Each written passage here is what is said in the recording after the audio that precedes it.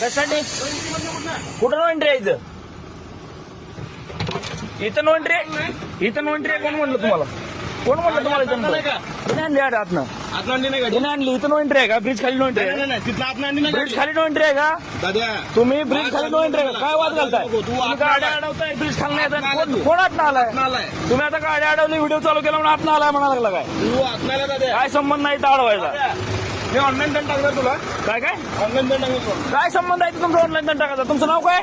अविनाश बाबासाहेब बनसोडे हा तुम्ही टाका ऑनलाईन दंड मी बी कोर्टात जातो मी बी कोर्टात जातो सीसीटीव्ही आहेत हा, हा. हो हो हो हा ठीक आहे सीसीटीव्ही सीसीटीव्ही काढा